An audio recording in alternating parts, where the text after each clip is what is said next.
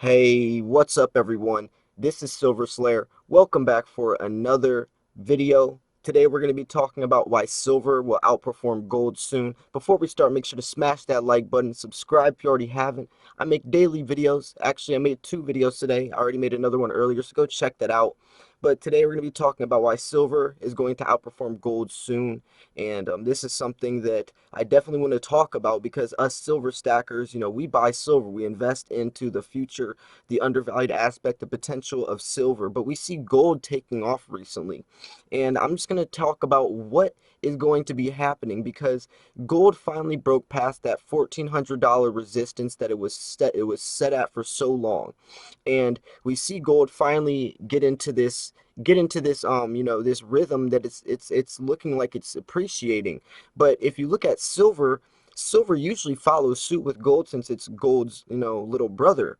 But silver has been staying dormant pretty much. So the gold to silver ratio, which is a great measurement to kind of calculate how these metals are going to perform, is at all-time highs at 92 to 1, which means it takes 92 ounces of silver to amount to or equal 1 ounce of gold.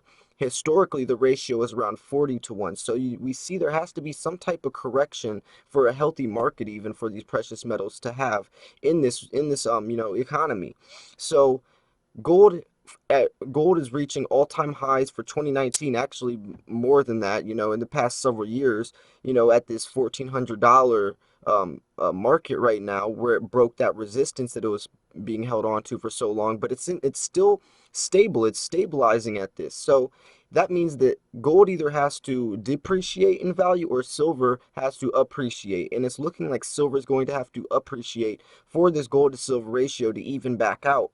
So when we're looking at silver, a lot of silver is not just used in the same aspect as gold. Gold is used a lot for jewelry, coins, wedding rings, stuff like that. So it's melted down. It's sold to the pawn shops, the coin shops, and it's melted back down and made into more gold or coins and wedding bands and necklaces and jewelry. It is used in electronics as well, but not at the rate silver is, and a lot of it's not getting recover, or a lot of it gold is getting remelted, not at the rate silver is, because silver is used for technology more, so it's lost in this in all these scrap laptops and cell phones and all that stuff. So when we're looking at the gold to silver ratio, it's a huge indicator that silver is definitely going to have to be playing a major role in the upcoming years. What is that price? I'm not going to try to do a price prediction right now because there's many factors that influence silver's price and gold's price. Starting with Merrill Lynch, actually starting before that, but Merrill Lynch was a huge indicator that these markets are in a bubble to some extent where they can be manipulated and influenced from speculation and also illegal marketing tactics, setting false buy orders, placing trillions of dollars on these exchanges, making it seem like people are buying up all this gold and silver and then canceling the buy order before it goes through, tricking people to think that silver and gold are being purchased up on these ETFs. So when we're looking at a healthy market, silver has to be in the same ballpark as gold. If gold is going to keep rising, then silver has to rise at some point, or it's not a healthy market. Especially looking at the beneficial properties that both of them have. They both are very, very beneficial in technology, in the industrial world. They only come out of the ground roughly 9 to 1, and that could actually be lower than that. There's a lot of silver shortages happening nowadays, and miners aren't digging it out the ground at the rate that they usually do because it's not as profitable. So it's probably coming out the ground less than that, probably around 6 to 1. So that's a very low ratio to be comparing it to 92 to 1. If you look at 6 to 1, we'll go 9 to 1 just to give it the benefit of the doubt. So at 9 to 1 ratio coming out the ground, but a 92 to 1 dollar value. That is insane. And gold isn't even used for technology and all that like silver is. Gold is just for the commodities. Silver is more of an asset. I've made a video on that more about that before, where gold is more for, valuables, jewelry, stuff like that. It's a more of a commodity. An asset is something that is used in society as something that's beneficial, that's very useful. Silver is the most highly conductive metal for thermal conductivity and electricity. It has thousands upon thousands of uses, and it's going to keep growing in the technological world that we're advancing in. So for this ratio to still be above 90 to 1, something's going to have to change, and I definitely think silver is going to be that part in it, going to be the counterpart to make this ratio, fluctuate back to normal, to even a normal ballpark range. Even if it's 75, 80 to 1, that's a lot healthier than 92 to 1.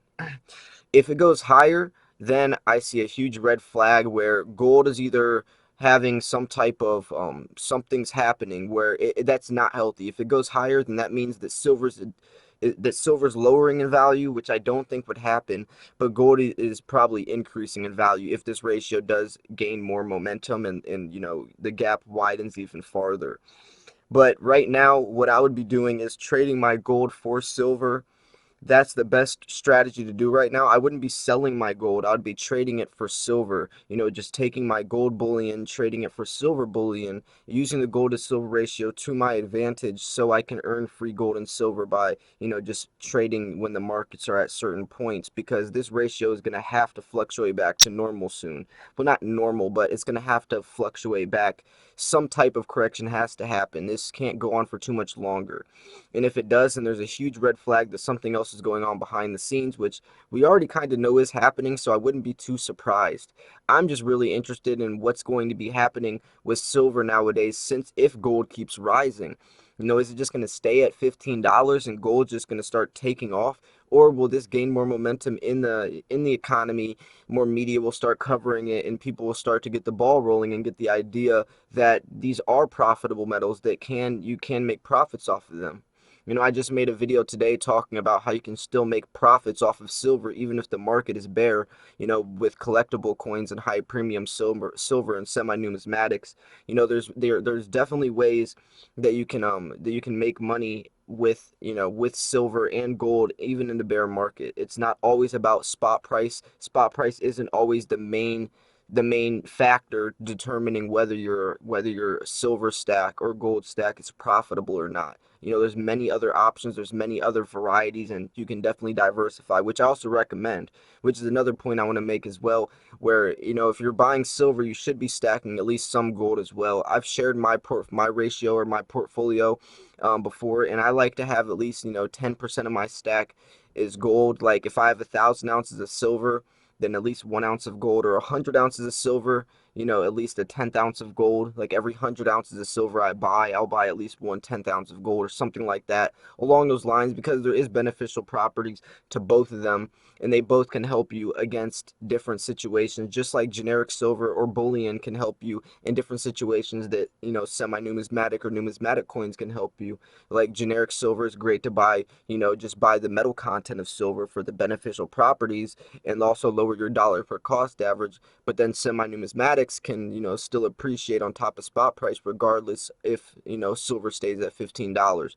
Gold has other properties that are definitely beneficial as well. You can store large amounts of wealth into a small area, where silver you cannot do that, so it's not as convenient.